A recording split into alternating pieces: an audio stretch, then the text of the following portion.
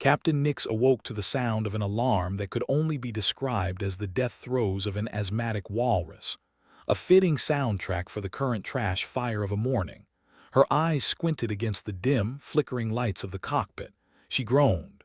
"Lumis, you rusty bucket of bolts, what's the emergency this time?" The starship's voice, smooth as a politician's promise, responded. "Ah, Captain Nix. Delighted to see you're still alive. We're experiencing a minor memory loss." "Minor? Like misplacing your keys minor or the where the hell are we and why kind?" "The latter," Lumis replied almost cheerfully. "Fantastic. Nothing like starting your day with the ship's brain on the fritz." Nix rubbed her temples, trying to massage some coherence into her thoughts. "All right, Lumis, give me the rundown." "What's still working?" "Life support, fortunately. And the coffee maker," Lumis added with a hint of pride. "Well, thank the galactic gods for small mercies," Nix muttered. She unstrapped herself from the pilot's seat and stumbled to her feet, her movements those of someone with more experience handling hangovers than hyperspace jumps. The rest of the crew was stirring, each emerging from the cryopods with varying degrees of confusion and grumpiness. First was Dante, the engineer, built like a slab of granite with a personality to match. "If we're not dead, I'm gonna need a drink," he grumbled, rubbing his stubbled jaw. "That's the spirit, Dante," Nix said, giving him a half-hearted salute. "Lumis decided it's amnesia day, so we're flying without a map." "Great," Dante said, his sarcasm dripping like engine oil. "Maybe we'll discover a new planet, call it Screw-Up in honor of our fearless leader."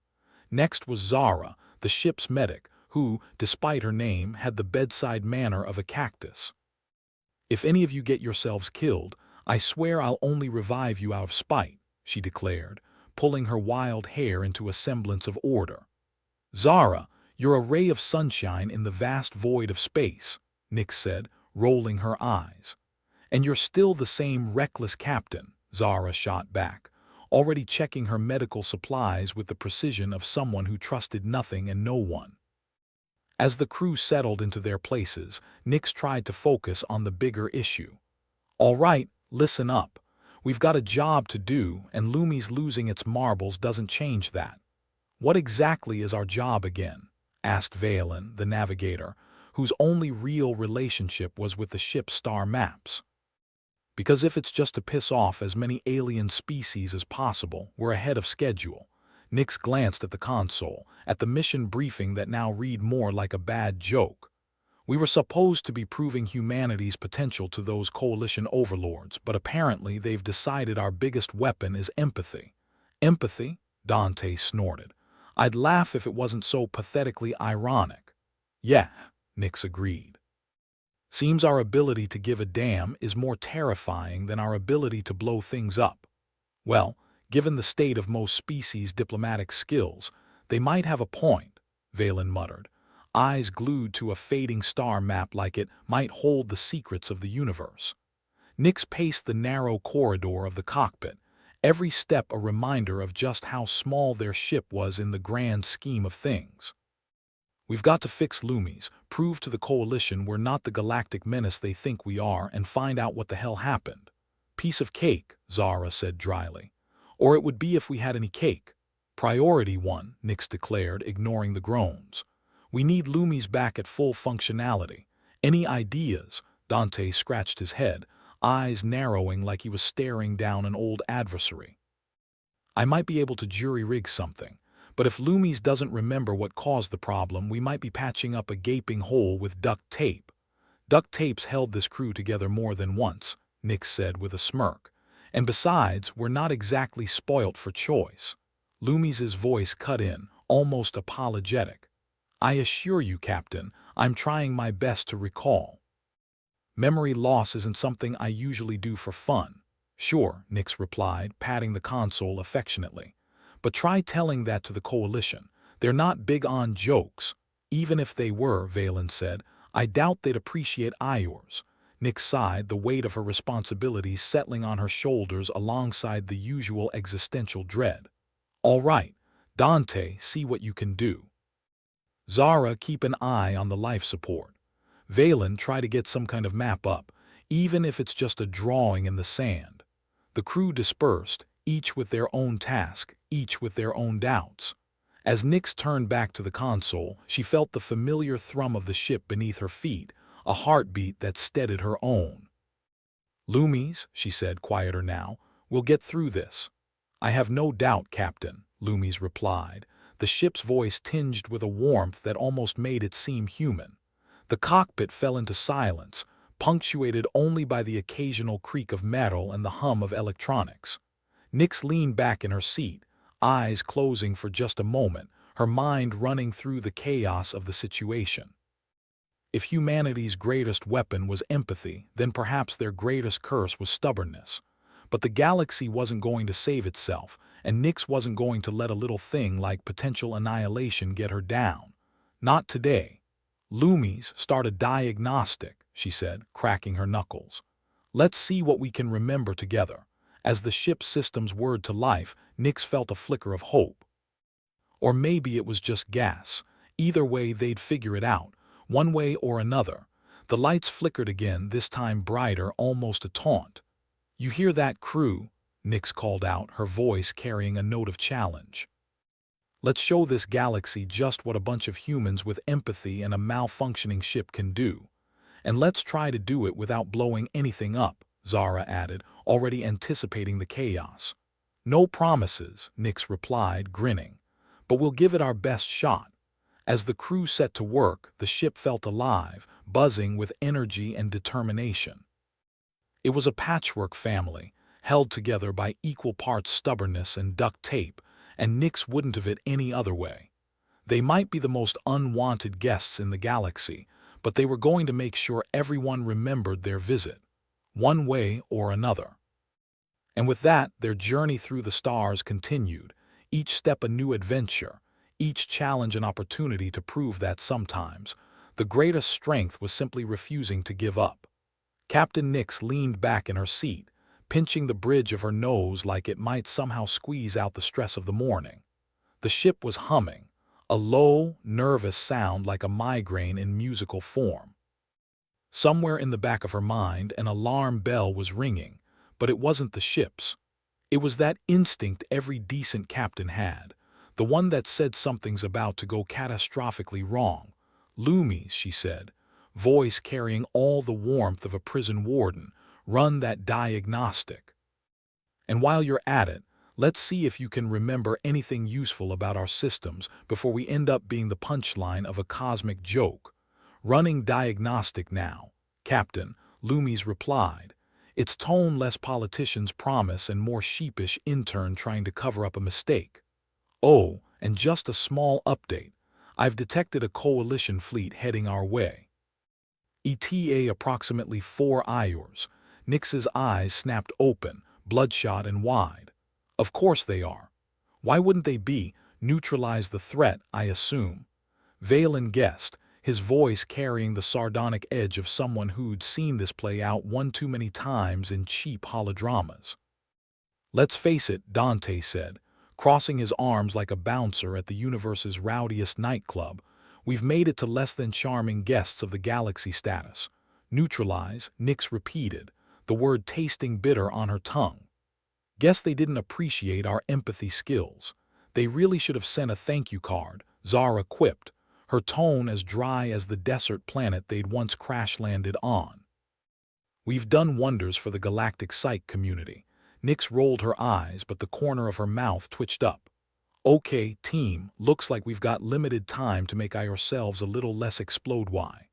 Ideas?" Dante scratched an itch on his granite jaw. "We could try talking to them. You know, use our terrifying empathy to convince them we're not a threat. Maybe we can offer them a bribe," Zara suggested. "Promise to leave them alone if they promise to stop shooting at us. Or we could just invite them over for tea and biscuits," Valen added, not looking up from a console that was more static than star map. "I'm sure they'd love that." All right, Nix said, waving a hand to cut through the sarcasm. "We need to get Lumis back in shape, or we're going to be a splat on some coalition officer's report." "Speaking of reports," Lumis chimed in, "I may have found something curious in the log files." It appears I was in the middle of downloading an update when the memory loss occurred. Nyx perked up, her curiosity piqued. An update? What kind of update? Bug fixes or gaming enhancements? Neither, unfortunately, Lumis said, sounding almost apologetic. It appears the update was from an unknown source, intended to enhance my defensive protocols. So, we've got a rogue update and a looming coalition fleet. Dante said, his voice a gravel pit of skepticism. This day just keeps getting better, Lumis. Can you finish downloading it? Nyx asked, desperation creeping into her voice. Or at least remember enough to help us not become space debris. I'm attempting to recover the damaged files, Captain. But it might take some time. Time's one thing we don't have in abundance, Zara said, her eyes narrowing as she fiddled with a scanner that looked older than any of them. We need to be ready for a fight.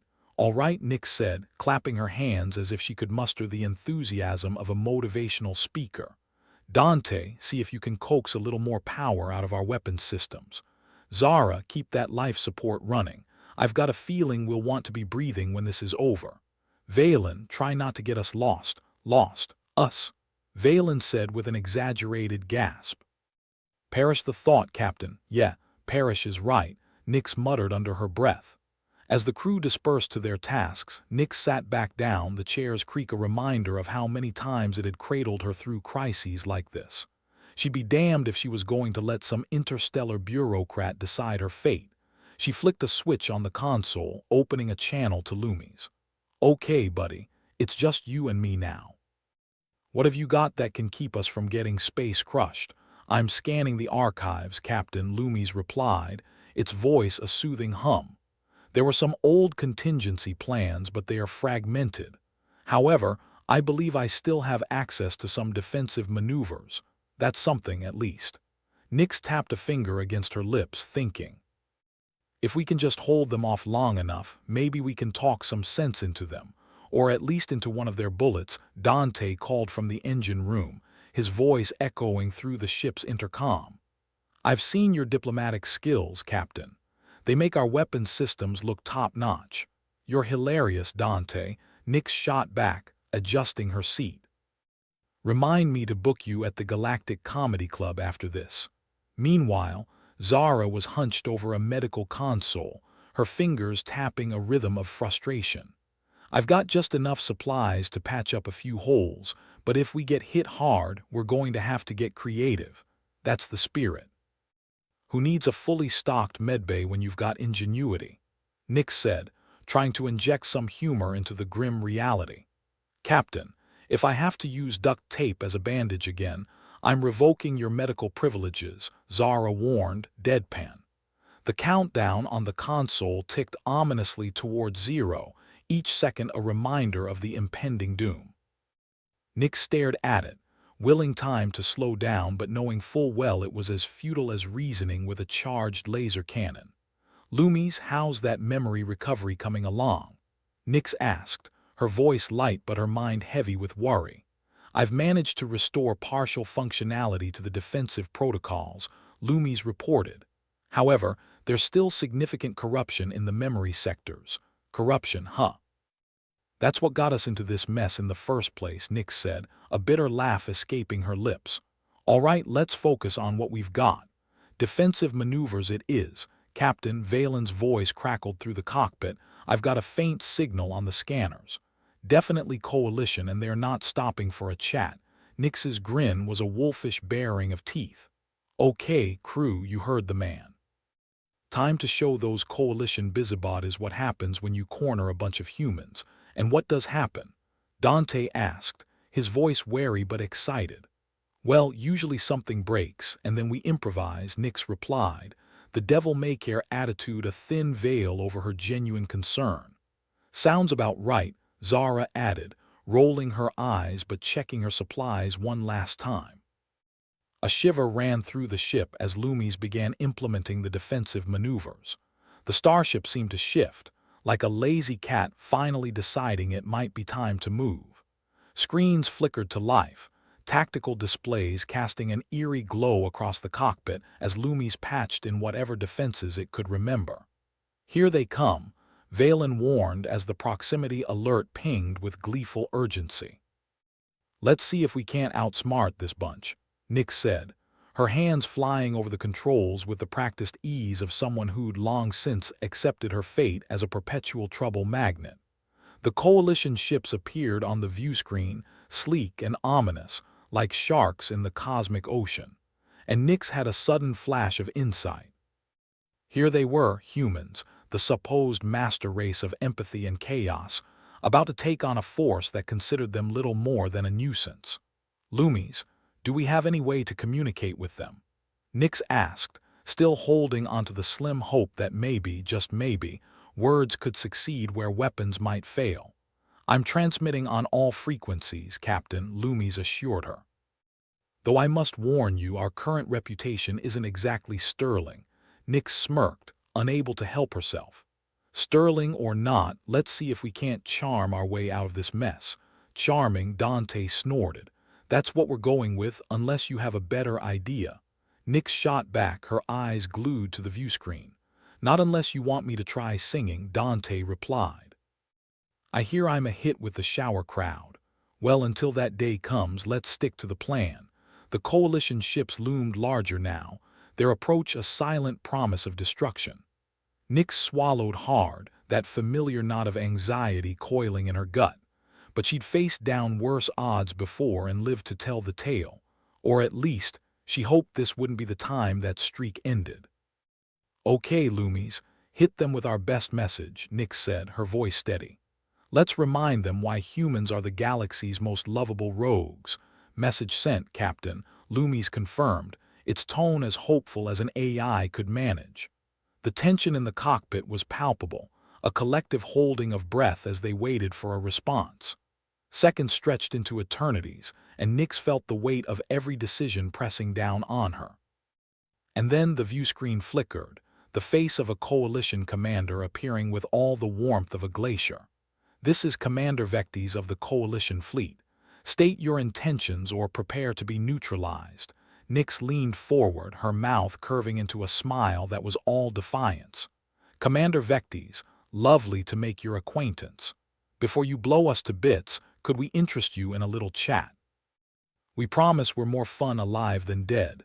The commander's expression didn't change, but Nyx thought she saw a flicker of curiosity behind those cold eyes.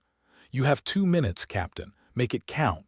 Nyx grinned, her heart pounding with the thrill of the gamble. Oh, we will, Commander. We will. The clock was ticking and the stakes had never been higher.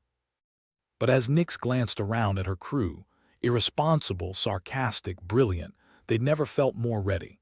After all, adversity was just another word for opportunity, and they'd be damned if they let this one slip by. Nyx leaned back in her creaky chair, the weight of the coalition commander's icy stare pressing down like a tangible force. 2 minutes to talk their way out of a cosmic fistfight. What a joy.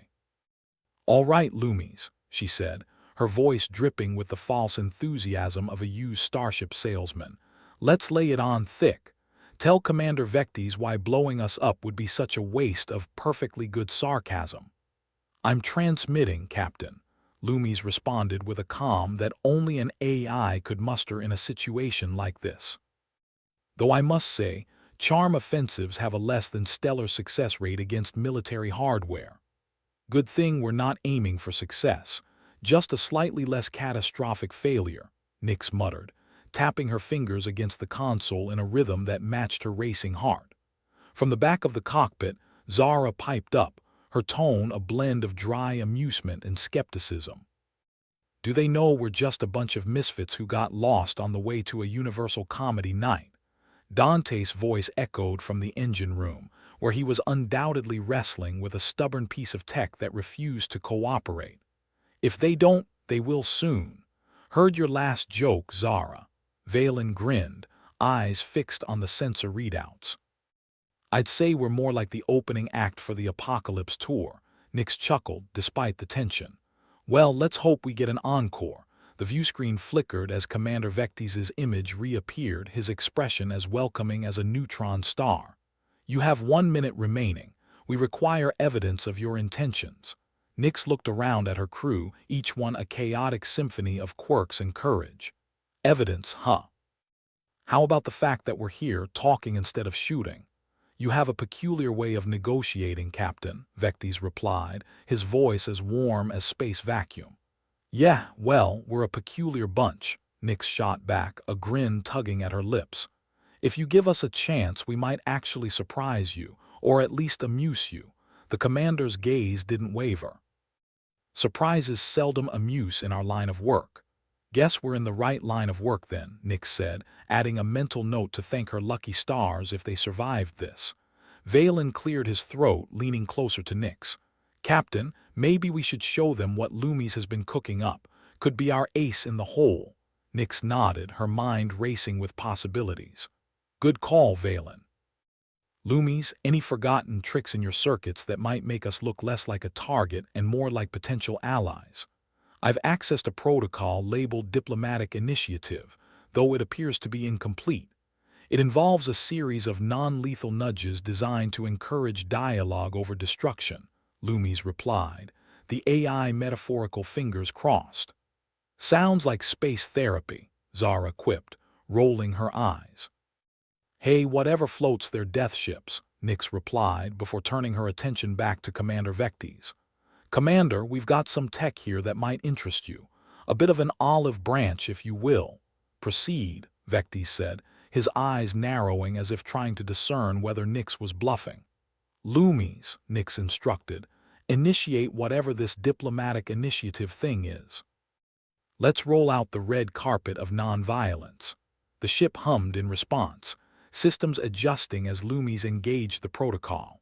A soft, almost melodious pulse emanated from the starship, broadcasting signals designed to soothe rather than incinerate. Nix watched the display, hoping their little gambit would buy them more than just a few more minutes of oxygen. How's it looking, Lumis? The coalition ships are slowing their approach. It appears they are analyzing the signal, Lumis reported. Guess they're trying to figure out if we're inviting them to a dance or a duel, Dante added, his voice laced with sardonic humor. And here I thought we didn't have a dress code, Zara deadpanned, checking her instruments as if they might suddenly start behaving themselves. Valen smirked, his gaze flicking between the viewscreen and the tactical display. Or maybe they're just stunned by our audacious lack of firepower. Commander Vectes' image returned, a flicker of something, was it confusion, dancing in his eyes. Your signal is unusual, Captain. Well, we aim to stand out, Nix replied, crossing her arms and leaning back. Any chance we might interest you in a ceasefire while we sort this whole mess out? Vectes remained silent, his expression unreadable. Nix could almost hear the gears turning in his head or whatever the coalition equivalent was. Finally, he spoke. Your proposal is unorthodox. We require further assurance. Nix raised an eyebrow. Assurance, huh? How about you guarantee not to turn us into space dust, and we'll guarantee not to crash into you like drunk space tourists? Vectes wasn't laughing, but Nix could have sworn she saw the tiniest hint of a smirk. You have a peculiar way of negotiating, Captain. You said that already, Nix replied, flashing a cheeky grin. But hey, it got us this far. The atmosphere in the cockpit had shifted. The tension was still there, but tempered with a sense of cautious optimism. Maybe they weren't entirely doomed after all. Lumis, any more tricks up your virtual sleeves? Nix asked, hoping the AI could pull another rabbit or at least a peace treaty out of its digital hat. There are additional subroutines within the protocol that might enhance our diplomatic stance, but they require manual activation, Lumis explained. Manual activation, huh? Nix turned to Zara and Valen. Think you two can figure out how to play diplomat without breaking the ship? Zara gave a mock salute. We'll do our best not to hit the self-destruct button. And here I thought that was our plan B, Valen quipped, already moving to assist Zara. The cockpit buzzed with activity as they worked to decipher the ancient tech. Nix watched, a mixture of pride and anxiety stirring in her chest. This crew may have been ragtag, but they sure knew how to rise to a challenge. As they tinkered with the controls, the starship's systems began to hum with a new energy, an amalgamation of old and new working in concert. Nix could feel the ship responding, like it was waking up from a long slumber. "Captain," Dante's voice crackled over the intercom, "I think we're starting to look more like a friendly neighborhood starship and less like a flying brick." "Let's hope the coalition agrees," Nix replied, fingers crossed. The view screen flickered once more, revealing Commander Vectes. This time his gaze was more contemplative. "Captain Nix, your efforts are commendable. However, our protocols demand more substantial proof of your intentions." Nix resisted the urge to roll her eyes. "More proof, huh? What do you guys need? A signed affidavit from a space lawyer?" Valen snorted, glancing at the display. "Maybe we should offer them a coupon for the Galactic Buffet. Or invite them to our next karaoke night," Zara added with a grin. Nix allowed herself a moment of levity before turning serious. "Commander, what we're offering is simple, a chance to talk. We know it's not standard procedure, but neither is blowing up every ship that crosses your path." Vectes' expression shifted slightly, as if he were weighing her words on some cosmic scale. "Very well, Captain. We will allow a temporary ceasefire, pending further analysis of your signal. Do not attempt any sudden maneuvers." Nix let out a breath she hadn't realized she was holding. "Thank you, Commander. You've got my word, no funny business." Vectes nodded once, his image fading as the connection ended. The crew let out a collective sigh of relief, the tension in the cockpit dissipating like mist under a rising sun. They'd done it, at least for now. "Well, that was fun," Nix said, flashing a grin at her crew. "And by fun, I mean terrifying." "You really have a way with words, Captain," Dante replied, his voice coming through the intercom with a hint of admiration. "Guess it's a good thing we like living on the edge," Zara remarked, finally relaxing back into her seat. Valen chuckled, shaking his head. "Living on the edge. Try clinging to it with our fingernails." As the crew settled into a cautious calm, Nix's mind raced with the possibilities. They'd bought themselves some time, but the real challenge lay ahead. Convincing a coalition fleet that humans were more than just troublemakers was a tall order. "Lumis, keep monitoring their signals," Nix instructed, already planning their next move. "Let's make sure they don't change their mind before we've had a chance to prove we're worth keeping around." "Acknowledged, Captain," Lumis replied. "I'll continue to analyze their transmissions for any indication of threat re-escalation." "Great, because I'd rather not be space dust today," Nix said, a wry smile on her lips. The ship felt almost alive, a sense of potential humming through its circuits. Maybe, just maybe, they had a shot at turning this mess into something resembling a victory. "All right, team," Nix said, her voice filled with determination. "Let's get to work. We've got a coalition fleet to impress and a galaxy to not get kicked out of." Dante chuckled over the intercom. "No pressure, right?" Nix grinned. "Pressure's just motivation in disguise." With renewed focus, the crew set about their tasks, each one a crucial part of their collective gamble. They were a motley crew, a bunch of misfits thrown together by fate or folly, but in that moment they were more than the sum of their parts. They were a team, and if the galaxy wanted a show, they'd give it the performance of a lifetime. The cockpit was a mess of blinking lights and quiet murmurs, a place where anxiety hung in the air like the stench of a week-old space burrito. Captain Nix leaned back in her chair, trying to shake off the tension that clung to her like static. She glanced around at her crew, Dante fiddling with a control panel, Zara with her feet up on the console, and Valen, who was staring at a screen like it owed him money. "All right, team," Nix began, her voice dripping with sarcasm. "We've managed to convince a fleet of coalition ships not to wipe us off the face of the universe. Now, let's try not to screw it up." "No promises," Dante muttered, twisting a wrench with the enthusiasm of a man stirring week-old coffee. It was about then that the first sign of trouble smacked them upside the head. Or more accurately, the ship's power core decided to start throwing a tantrum. The lights flickered, the hum of the engine stuttered, and a warning siren blared to life, loud, obnoxious, and utterly unwelcome. Fantastic, Nix groaned, slamming a fist against the console to silence the alarm. Just what we need, a temperamental engine. Dante's voice crackled over the intercom, dripping with dry humor. On the list of places I'd rather be, the engine room isn't one of them. But here I am, trying to stop this thing from blowing us to cosmic dust. Consider it your personal adventure, Nix replied, rolling her eyes. Like spelunking, but with more risk of spontaneous combustion.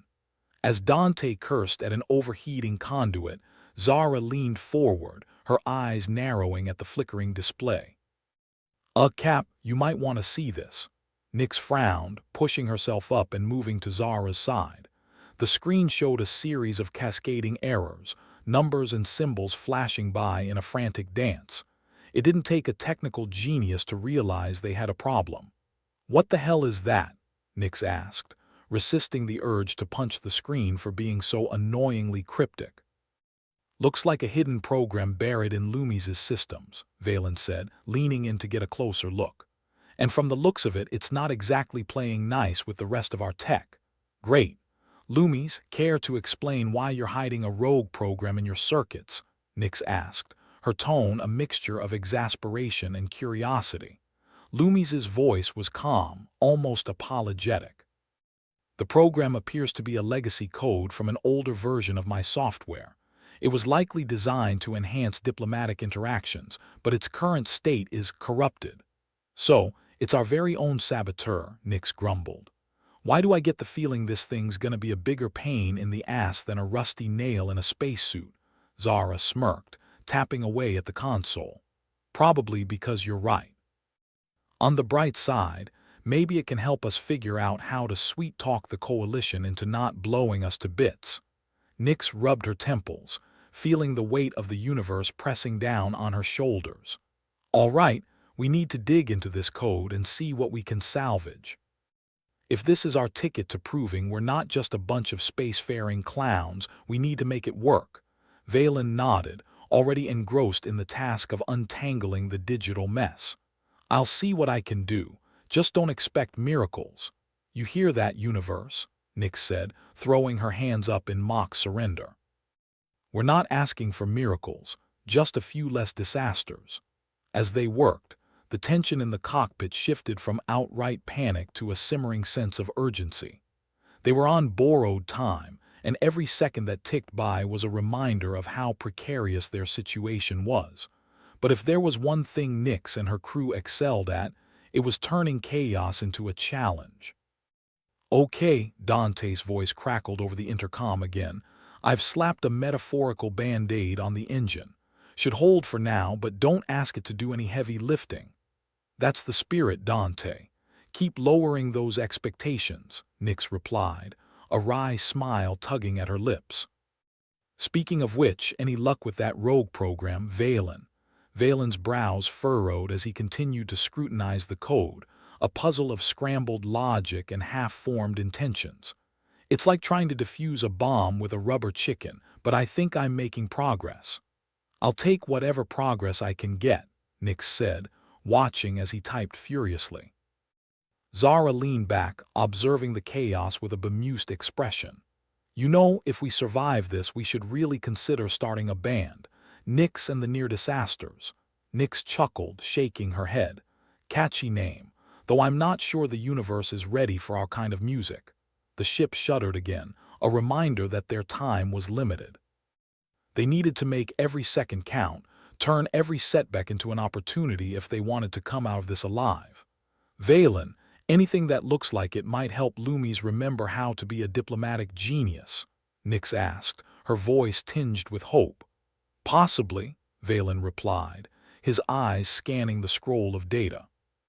It's like digging through a landfill for a lost wedding ring, but I think I've found a subroutine that might restore some of Lumis' original programming. Here's hoping it's not the part that turns us into a floating toaster, Zara quipped, crossing her fingers. Nix gave Valen a nod of encouragement. Do it. Let's see if we can coax Lumis into being our ace diplomat. Valen hit a few keys and the ship seemed to take a deep breath, the lights flickering as the program was activated. For a moment, nothing happened. Then Lumis's voice came through, smoother, more confident than before. "Captain, I believe I have regained partial access to my diplomatic functions. This should enhance our negotiations with the coalition." Nyx let out a breath she hadn't realized she was holding. "Thank the stars for small mercies. Lumis, start preparing a transmission to Commander Vectes. Let's give him something to chew on." As Lumis worked, Nyx turned her attention back to her crew. They were tired, worn down by the relentless pressure of their situation, but still standing. If nothing else, they were proof that sometimes the universe underestimated the tenacity of stubborn humans. "All right, team," Nyx said, her voice filled with determination. "Let's get ready for round 2. We've got a coalition to impress and a program that might just tip the scales in our favor." Zara grinned, her eyes sparkling with mischief. "No pressure, right?" "Pressure's just a fancy word for motivation," Nyx replied with a wink. The ship hummed with renewed energy, the promise of potential humming through its circuits. They were far from safe, far from certain, but for the first time in what felt like an eternity, there was a glimmer of hope. Commander Vectes's face appeared on the viewscreen, his expression carefully neutral. "Captain Nyx, I assume you have something more substantial to offer than before." Nyx leaned forward, her gaze steady.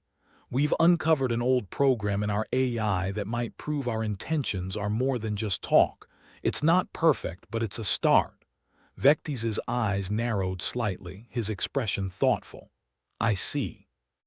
Very well, proceed with your transmission." Lumis transmitted the data, a stream of information that danced across the void between ships. It was a gamble, a roll of the dice in a universe that thrived on unpredictability. As they waited for Vectes's response, Nyx allowed herself a moment of reflection. They'd come a long way from those early days, when their biggest worry was running out of coffee. Now they were on the cusp of something bigger than themselves, a chance to change the narrative. And if there was one thing Captain Nyx and her crew were good at, it was rewriting the rules. The viewscreen flickered, Vectes's face coming into focus once more. "Captain Nyx, your initiative is noted. We shall consider your data during our analysis. For now, the ceasefire will remain in effect." Nyx grinned, her relief palpable. "Thank you, Commander. Just give us a chance to prove we're not the bad guys here." Vectes's expression softened just a fraction, a trace of something almost human in his gaze. "Your approach is unconventional, Captain, but perhaps that is what this situation demands." With that, the connection ended, leaving Nyx and her crew in a silence that spoke volumes. They'd done it, at least for now. "Well," Zara said, breaking the silence with a grin, "that went better than expected." "Better than getting vaporized," Dante added, his voice a mixture of relief and exhaustion. Nyx leaned back, a sense of satisfaction washing over her. "All right, folks, let's not get too comfortable. We've bought ourselves some time, but we've still got a long way to go." With renewed focus, the crew set about their tasks, each one a crucial part of their collective gamble. They were a ragtag bunch of misfits, a crew that had been thrown together by chance and circumstance, but they were more than the sum of their parts. They were fighters, survivors, and if the universe wanted a show, they'd give it the performance of a lifetime. "Well, that was a nice dance with death," Dante announced, wiping sweat from his brow as he leaned against the bulkhead. "We should make this a weekly thing. Stress-induced cardiac arrests are all the rage in space fashion." "Just what I need," Nyx grumbled, pacing the cramped cockpit like a caged animal. "More gray hairs and less patience." "Lumis, what's the status on your Diplomacy 101 upgrade?" Lumis responded with what could only be described as an electronic sigh.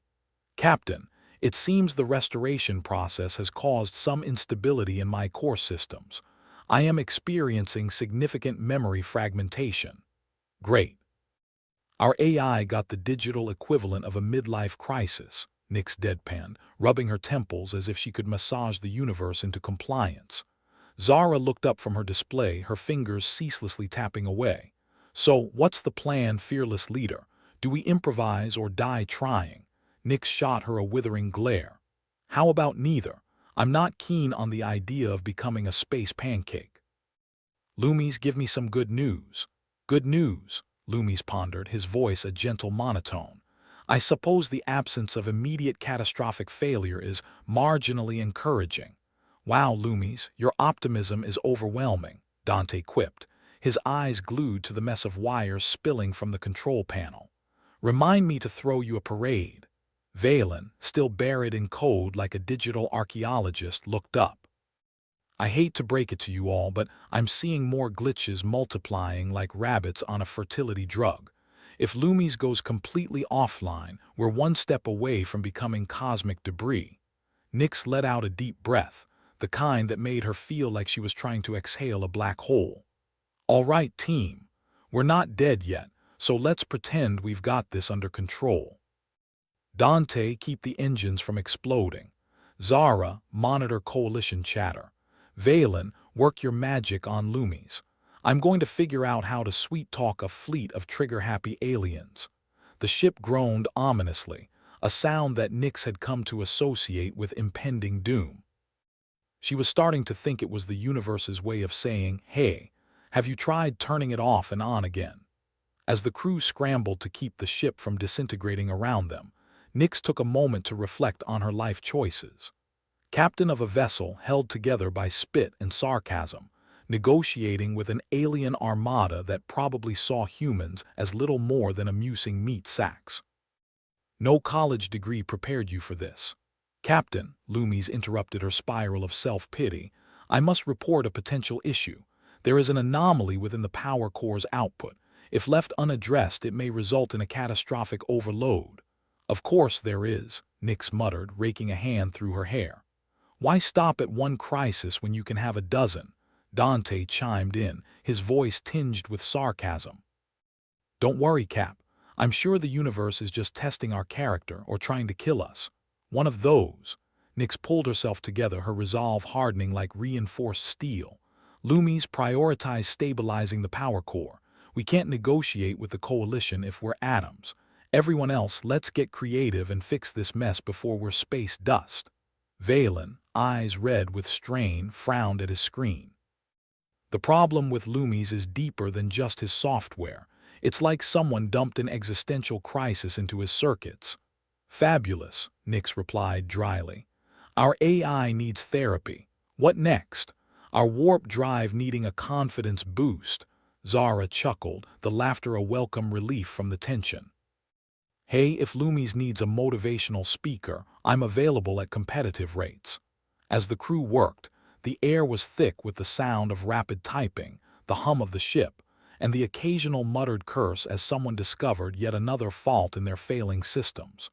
Commander Vectis's face appeared on the view screen again, his expression as unreadable as ever. Captain Nyx, your situation appears dire. Shall I inform the fleet to prepare a memorial service? Nyx forced a smile, the kind that was more teeth than warmth. We're just ironing out the kinks, Commander. You know, the usual space opera nonsense. Vectis arched an eyebrow, unimpressed. I advise expedience, Captain. Our patience is as finite as your luck. The connection cut out, leaving Nyx staring at the blank screen. Well, wasn't that heartwarming? Lumis, any progress on the power core? A temporary solution has been implemented, Lumis replied, his tone devoid of its usual calm. But the system's integrity remains compromised. I estimate a 67% probability of total failure. Oh, good. Only 67%. Nyx turned to her crew, determination etched across her face. All right, people, we've been through worse. Probably. Maybe not, but that's beside the point. We're going to make it through this. Zara snorted, shaking her head. You sound like a motivational poster, Cap. Hang in there, kitty, but with more existential dread. Dante gave a mock salute, his eyes dancing with dark humor. As long as we don't explode, I'm with you. Valen grunted, his focus unwavering. Still working on Lumis. If he collapses, we're back to Stone Age diplomacy. Good, Nyx said, more to herself than anyone else. Let's keep this heap of junk flying. As the minutes ticked by, the ship hummed with frenetic energy. The crew moved like a well-oiled machine, albeit one that occasionally backfired and spewed smoke. The tension hung thick in the air, a tangible presence that gnawed at the edges of their resolve. But this was their element. Chaos and crisis were old friends, and they knew how to navigate treacherous waters, or in this case, treacherous space. "Captain," Lumis spoke up, "I am detecting a surge in coalition communications. They may be preparing to engage." Nyx's heart skipped a beat, adrenaline flooding her system. "All right, everyone, we've got to convince Vectis we're worth sparing." "Lumis, give me everything you've got for a transmission." The view screen flared to life once more, Vectis' stern visage reappearing. "Captain Nyx, are you prepared to present your case?" Nyx nodded, her gaze unwavering. "Commander, we're not just asking for mercy. We've got potential, resourcefulness that could benefit both our peoples." "Don't throw that away." Vectis regarded her with a cool intensity, deliberating over their fate like a judge about to deliver a verdict. Then, with a slight nod, he spoke. "Your arguments have been compelling, if unorthodox. The Coalition will continue to monitor your activities." Nyx released a breath she didn't realize she was holding, relief warring with exhaustion. "Thank you, Commander. We won't let you down." Without another word, the connection winked out, leaving the crew in a silence that was almost sacred. "Well," Zara said, breaking the tension with a grin, "looks like we live to fight another day, or procrastinate our doom," Dante added, his tone light. Nyx leaned back, the weight of their narrow escape settling on her shoulders. "All right, team, we've got to stabilize Lumis and the power core. Our reprieve won't last forever." With renewed vigor, they set about their tasks, each one a testament to their resilience and sheer stubbornness. They were a crew of misfits, a band of unlikely allies drawn together by circumstance and necessity, but they were more than the sum of their parts. And somehow, despite the odds stacking against them, they were still in the fight. "Hey, Captain," Dante called, a sly grin on his face. "If we survive this, we should get matching tattoos.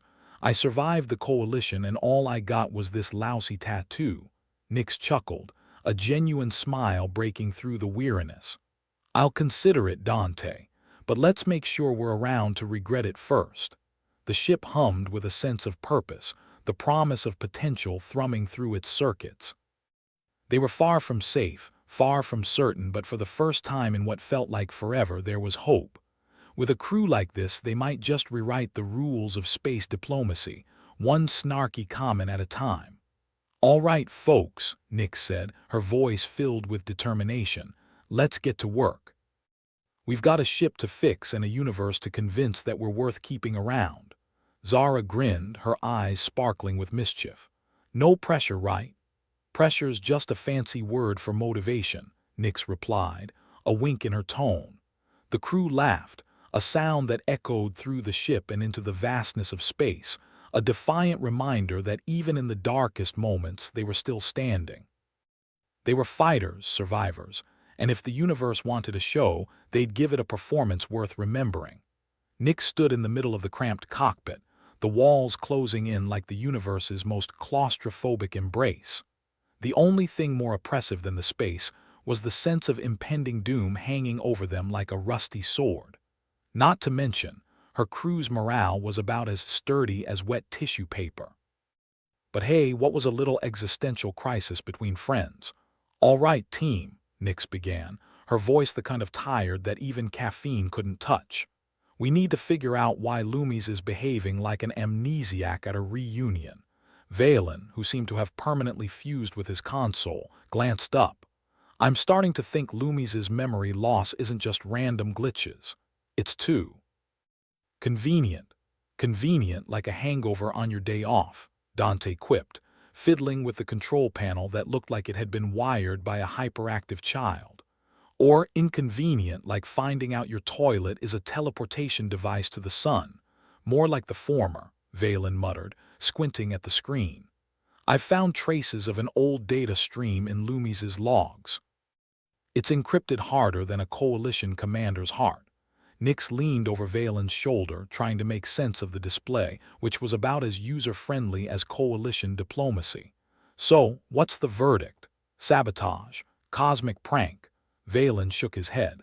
"I think it's a self-defense mechanism.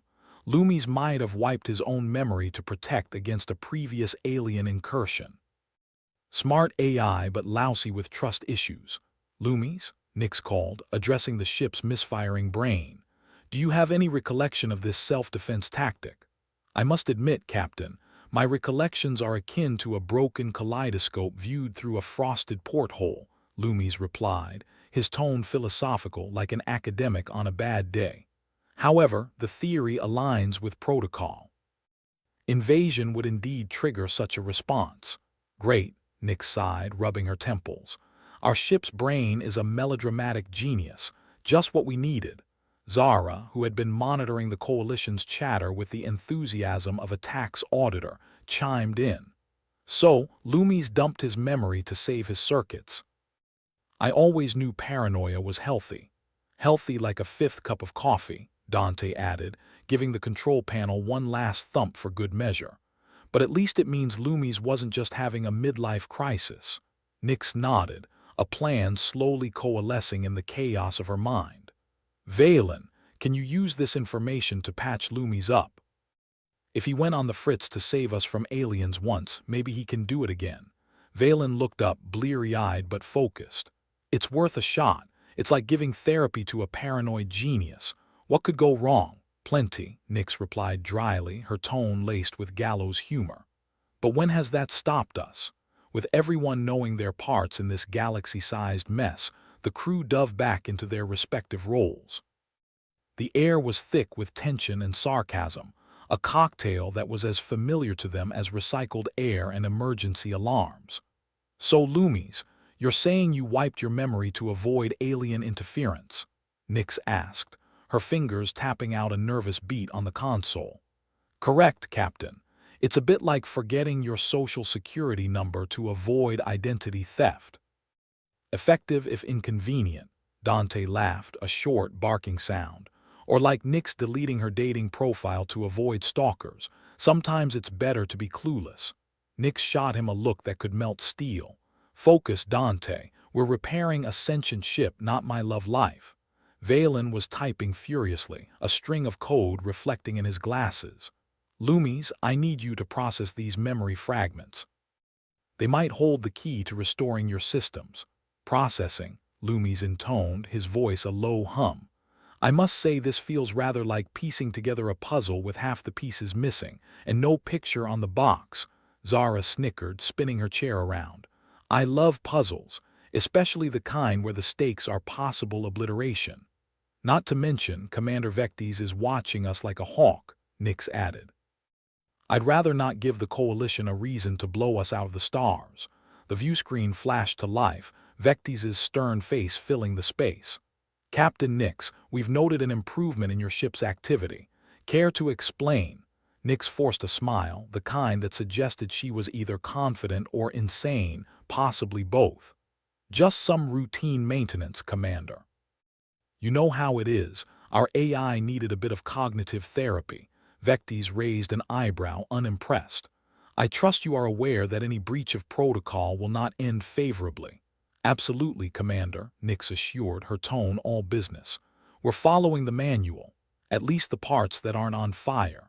The connection ended, leaving the crew in the thick, static-laden silence of a ship in distress. Nix turned back to her crew, her expression fierce and determined. All right, folks, we need to get Lumis back to full functionality before Vectis decides we're not worth the paperwork. Dante leaned back, feet kicked up on the console. So no pressure, right? Just our lives hanging by a thread. But who's counting? Valen's fingers skated over his keyboard, a symphony of clicks and clacks. I'm initiating a deep scan of Lumis' core files. If I can isolate the corrupted sectors, I might be able to reconstruct his memory. While you do that, Zara interjected, I'll keep an ear on Coalition chatter. Maybe we can buy some time with a little misinformation. Say we've got a new line of defense. That always rattles them. Perfect, Nix agreed, her mind already spinning with possibilities. We need every advantage we can scrounge. The Iors ticked by, each one a testament to the crew's stamina and stubbornness. The ship groaned and shuddered like a living beast, its systems flickering in and out as Valen worked his magic. Captain, Lumis finally spoke, his voice stronger, more confident. "I am beginning to regain access to some of my lost files." It's as though a fog is lifting. Nix felt a flicker of hope, a rare guest in their ship of horrors. "What have you got for us, Lumis?"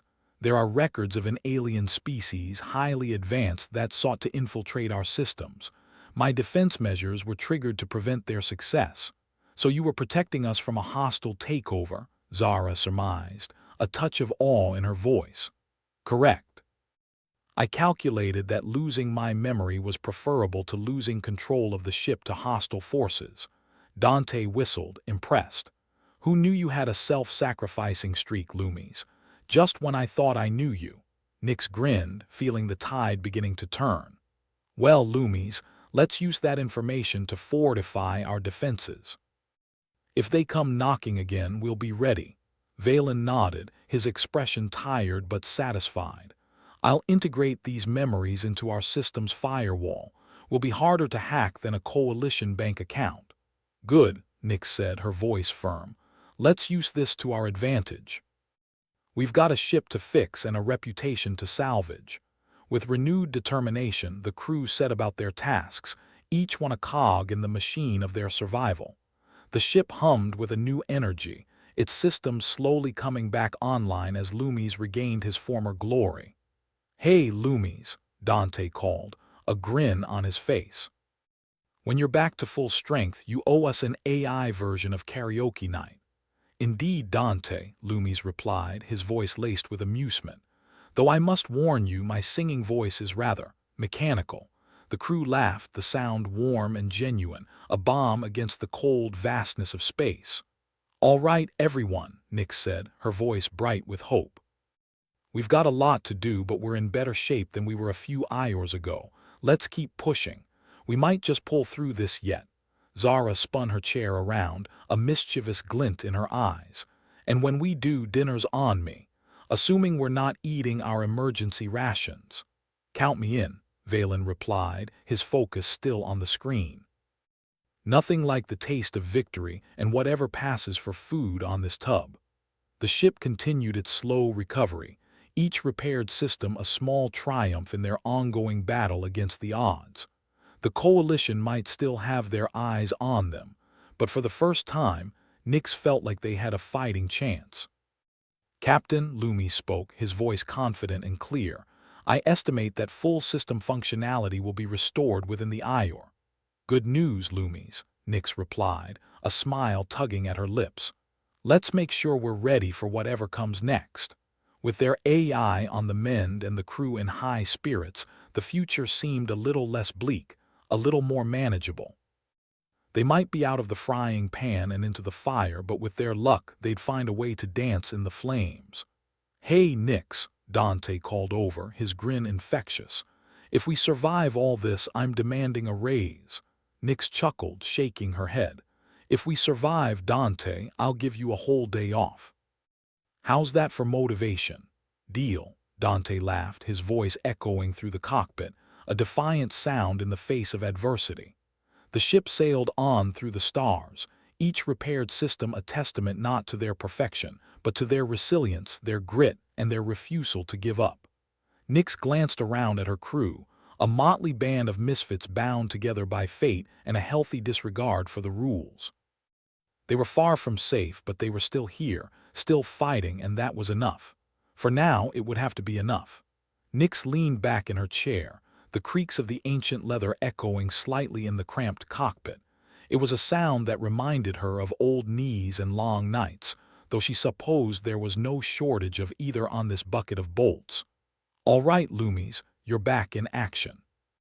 Time to show us what you're really made of, and God help you if it's just circuits and sass." "Fear not, Captain," Lumis replied, his voice smoother now, a velvet glove with just a hint of iron fist. "I've rebooted the empathy module, ready to dazzle our coalition friends with my newfound charm." Dante snorted, fiddling with a loose wire that probably shouldn't have been loose. "Empathy, eh?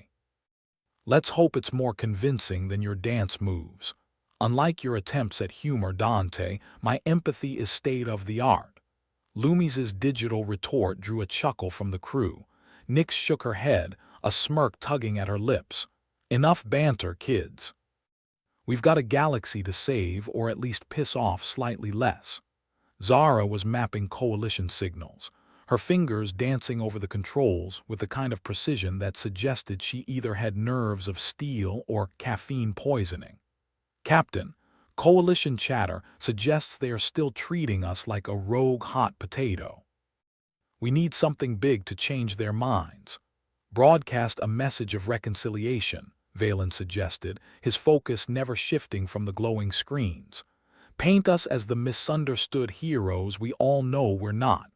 Got it, Nix replied, her fingers flying over the console. Lumis, ready the charm offensive.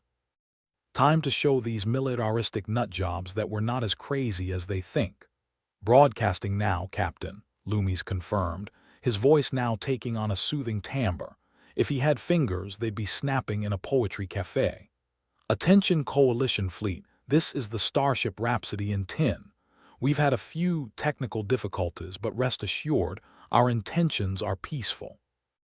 We're willing to negotiate under the Universal Peace Code. Please respond. Dante raised an eyebrow. Think they'll buy it? Nix shrugged, a habitual gesture of uncertainty that the crew had learned could mean anything from maybe to hell no. If they don't, we'll just have to dazzle them with our wits and charm. Or failing that, Dante will tell a joke. The minutes ticked by with agonizing slowness, the silence stretching taut like an over-tightened wire. Then finally, the view screen flickered to life again, revealing the dour face of Commander Vectes. He looked like he just sucked on a particularly sour lemon. Captain Nix, Vectes began, his voice as welcoming as an impending audit. We acknowledge your efforts. However, your actions have yet to convince us of your lack of hostility. Nix forced a smile, one that could have been mistaken for a grimace if you squinted. Commander Vectes, you have my assurance we're as harmless as kittens. Slightly feral kittens with a penchant for chaos, but kittens nonetheless. Vectes didn't appear amused. Our sensors have detected unauthorized broadcasts from your ship. Care to explain? Zara winced, glancing at Nix with an apologetic shrug. Sorry, Captain. Seems my misinformation strategy might have been a bit too effective, Nix sighed. Commander, we've been experiencing some unfortunate malfunctions. Think of it as our ship's version of puberty, awkward and unpredictable. Very well, Vectes said, his expression unchanging. We will allow you a brief window to prove your non-hostility. Nix nodded, her mind racing. Thank you, Commander. We'll use this time wisely. Just as the connection severed, Lumis pinged an alert. Captain, I'm detecting a distress signal from a nearby vessel. It's an alien ship. A ripple of tension passed through the crew. Nix frowned, leaning forward. Details, Lumis. It appears to be an unknown class. They're sending out an SOS in multiple frequencies. Valen adjusted his glasses, peering at the readouts. Could be a trap, or a genuine distress call, Zara countered. We have to check it out. Nix mulled it over, weighing options as though they were particularly grim ingredients in a stew. All right, Lumis, set a course. Let's see if playing the hero pays off for once. The ship lurched as it changed direction, the engines humming a low, throaty song that thrummed through the walls. Dante gripped the armrests, pretending it was to keep steady and not out of nervousness. Here's hoping their idea of hospitality isn't probing us with something sharp. As they closed in on the alien vessel, its form materialized on their screens. It looked like a cross between a coral reef and a scrapyard, all jagged edges and mismatched panels. Lumis piped up, initiating contact protocols. Let's see if they speak help. A moment later, a garbled voice crackled through the speakers, layered and echoing as if a choir of ghosts had taken up space residency. Assistance required. Systems failing. Aboard. Nix leaned forward. This is Captain Nix of the Rhapsody in Tin. We're here to help. What's your status? The alien voice responded, still wavering. Critical failures. Power loss imminent. All right, Nix said, her voice firm. Dante, see if you can stabilize their power remotely. Valen, patch into their systems and assess the damage. Zara, keep an eye on coalition movements. Last thing we need is them deciding we're the bigger threat. On it, Valen said, his fingers a blur over the console. Accessing their system now. It's a mess like trying to read a story with half the pages missing. Welcome to our world, Dante muttered, fingers dancing over the control panel. I'll see if I can reroute some juice their way. Let's hope it doesn't blow us both up. Minutes felt like hours as the crew worked, the tension in the cockpit thick enough to choke. Nix watched them, her mind a whirl of calculations and worst-case scenarios. They were playing with fire, but it was a game she'd grown used to. Lumis, she said, feed us any relevant data from their system. We need to know what we're dealing with. Accessing now, Captain, Lumis replied, his voice steady and calm. Compiling data. It appears their flight systems were compromised by an unknown external force. Sounds familiar, Zara quipped, glancing up from her own console. Maybe they've had run-ins with the same friendly aliens that visited us. Possibly, Lumis agreed. But their technology is vastly different. More organic than electronic, like a bioship, Valen asked, his curiosity piqued. Precisely. Their systems are semi-sentient, interacting on a biological level. Nix rubbed her chin thoughtfully. All right, let's keep digging. We need answers and fast. As they worked, the alien ship slowly stabilized, its systems flickering back to life under their careful ministrations. It was like bringing a dying ember back to a roaring flame, a delicate dance of precision and luck. Power levels stabilizing, Dante announced, a touch of pride in his voice. Looks like they owe us a drink. Assuming they drink anything other than liquid nitrogen, Zara remarked dryly. Nix grinned. See if they accept a dinner invitation. Might be nice to have some friends out here, even if they are a bit exotic. Before long, the alien vessel was fully operational, its systems humming with renewed vigor. The crew exchanged relieved glances, a victory, however small, lighting their spirits. Captain Nix, the alien voice returned, clearer now, less haunted. Your assistance has been invaluable. We extend our gratitude. Anytime, Nix said, her voice laced with sincerity, even amid sarcasm. Consider it a gesture of good faith. Valen checked his readings, nodding in satisfaction. Looks like they're clear of immediate danger. Good, Nix replied, leaning back. Lumis, send them our contact protocols. Let's see if we can establish something a bit more formal. Transmitting now, Captain, Lumis confirmed. Just as they were settling into their relief, the view screen flickered again, Commander Vectis' stone-faced visage reappearing. Captain Nix, we've registered unusual activity in your vicinity. Explain yourself. Nix took a deep breath, preparing for the diplomatic dance. Commander, we encountered an unknown vessel in distress. We rendered assistance in the spirit of interstellar cooperation. Vectis' eyes narrowed, suspicion etched into every line of his face. Is that so? We have the data to prove it, Nix replied, her voice steady. And I believe they might be the key to understanding the attacks on our systems. Vectis considered this, his expression unreadable. Very well, we'll expect a full report. Any deviation from your stated intentions will be met with appropriate force. Understood, Commander, Nix said, offering a crisp nod. We aim to cooperate fully. The screen went dark once more, leaving the crew in a silence that felt more relieved than ominous. They dodged another bullet, though it felt more like a rain of arrows. Well, Dante said, stretching his arms over his head. That wasn't too bad, was it? Speak for yourself, Zara muttered, still monitoring signals. I think I aged a decade. Nix chuckled, the tension easing from her shoulders. All right, everyone, take a breather. We've earned it. As the crew relaxed, Nix allowed herself a moment to reflect. They were still far from out of danger, but they'd managed to turn the tide, at least for now. With any luck, their actions would pave the way for something more stable, something that didn't involve living on the edge of disaster every waking moment. Hey, Lumis, Nix called out, her voice carrying a note of genuine warmth. Good job out there. Thank you, Captain, Lumis replied, his tone softening. It's good to be back. And as the stars continued their eternal dance outside their viewports, Nix and her crew found themselves once more navigating the tricky waters of space diplomacy. Only this time, they had a little more hope, a little more faith, and a whole lot of gallows humor to see them through. The Rhapsody in Tin floated in the vast, uncaring blackness of space, a speck of rebellion against the universe's inherent indifference. Inside the tin, can that pass for a ship? Captain Nix and her motley crew were finally catching their breath. They had just pulled off a miraculous save, reviving an alien vessel that looked like it could double as a modern art piece on rust and regret.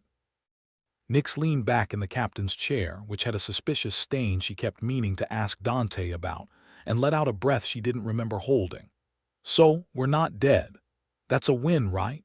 she quipped, her voice the verbal equivalent of a raised eyebrow.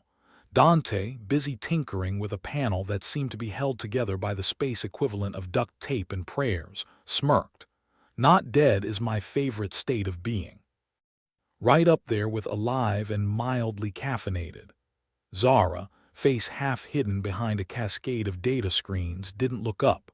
"Speak for yourselves. I think we might just have made first contact, and instead of blowing up, nobody fired a shot. Imagine what the Coalition will say to that. Probably something along the lines of impossible, followed by an audit," Valen chimed in, his voice laced with the kind of sarcasm that could cut through the ship's hull. He was the closest thing they had to a diplomat, which was akin to being the sanest inmate in an asylum. Lumis, the ship's AI, piped up, his voice smooth and slightly amused. "And to think I almost wiped my memory, would have missed all this fun." Nix chuckled, the sound dry and brittle. "Good thing you didn't, Lumis. Who else will we have to blame when things go sideways?" "Me, usually," Dante said with a shrug. "But I prefer to think of it as creatively troubleshooting." The view screen flickered to life again, this time displaying not Commander Vectis' stone-cold face, but an emblem of the Coalition, an overdramatic symbol involving stars and an eagle that looked more like a pigeon with ambitions. "Incoming message from the Coalition fleet," Lumis announced, as if they were getting a call from a slightly annoying relative. "Patch it through," Nix said, steeling herself for whatever bureaucratic song and dance was about to unfold. The screen transitioned to Vectis, who had apparently spent the last few minutes trying to look more approachable. It wasn't working. "Captain Nix," he began, his voice carrying the warmth of a glacier, "your actions have been noted." "Noted?" Nix echoed, feigning surprise. "I was hoping for a medal or perhaps a fruit basket. Your cooperation with the alien vessel has been regarded as a potential step toward diplomatic engagement," Vectis continued, ignoring her jibe. "The Coalition is prepared to reconsider its stance on humanity, pending further evaluation." Nix raised her eyebrows at that, shooting her crew a look that said, "Did hell just freeze over? Reconsider, huh? You mean you might stop calling us rogue and maybe even send a thank you note?" Vectis' expression remained unchanged, like he'd been carved from a particularly stubborn block of wood. "Let's not get ahead of ourselves, Captain. However, diplomatic channels will be opened. We expect reports on all further encounters." "Reports? Who do they think we are?" "Bureaucrats," Dante whispered, earning a stifled laugh from Zara. "Understood," Nix replied, her tone as close to professional as she could manage without gagging. "We'll keep you in the loop." Vectis gave a stiff nod, one that might have been confused for a muscle spasm. "Very well, Vectis out." The screen blinked off, returning to the comforting black void of space. Nix let out a slow breath, feeling the tension bleed out of her shoulders. "Well, that went better than expected. We're still in one piece, which is my personal bar for success," Dante said, tapping a few buttons on his console. "Assuming they don't change their minds and decide we're better off as stardust." Zara finally looked up from her screens, a hopeful glint in her eyes. "Do you think they might actually work with us? Like, stop treating us like the universe's unwanted stepchildren?" "One can dream," Valen replied, his voice dry as a Martian dust storm. "But let's not get our hopes up too high. Not until we see those open channels actually lead somewhere." Nix stood, stretching her back until it popped like an old hinge. "All right, team, looks like we're heading back to Earth. Lumis, plot us a course." The AI voice was as steady as ever. "Course plotted, Captain. Estimated time of arrival is sooner than it would be if we were drifting aimlessly." Nix laughed, a genuine sound that felt good despite everything. "Perfect. Let's get moving before the universe decides to throw another curveball our way." The ship responded with a low, throaty hum as it adjusted its trajectory. The stars outside began their slow dance of movement, shifting as the Rhapsody in Tin made its way through the cosmos. Dante leaned back in his chair, his eyes on the ceiling as if contemplating the mysteries of the universe, or what he'd have for dinner. "So what do you think the folks back home will say when we show up with tales of heroics and alien diplomacy?" Nix shrugged, a wry smile tugging at her lips. "They'll probably call us liars, or heroes who are lying. Take your pick." Zara chuckled, shaking her head. "Hey, as long as they don't shoot us out of the sky, I'm happy." Valen crossed his arms, his gaze thoughtful. "If anything, we've got a chance to change how they see us. Maybe even get a little respect." "Respect's overrated," Dante said, grinning. "I've always found it more fun to be underestimated." Nix nodded, feeling a strange mix of hope and cynicism. "Either way, we've got a hell of a story to tell when we get back. And whatever happens, at least we know we'll face it together." The crew settled into a companionable silence, the kind that only comes from shared trials and too many near-death experiences. Nix looked around at her crew, her family, and felt a warmth that had nothing to do with the ship's faulty climate controls. "Lumis," she said, her tone light, "you did good out there. We're glad to have you with us." "And I," Lumis replied with a hint of amusement, "am glad not to be a pile of corrupted data." Nix chuckled, leaning back in her chair and closing her eyes for a moment. "All right, everyone, let's get some rest. Who knows what fresh hell awaits us back home." With that, the Rhapsody in Tin continued its journey, a defiant little ship cruising through the galaxy with a crew that couldn't help but laugh in the face of danger. As they drifted further from the alien vessel and closer to Earth, a small but persistent flame of hope flickered within them. Maybe, just maybe, this time they could make a difference. And if not, well, they'd always have a snarky comment ready.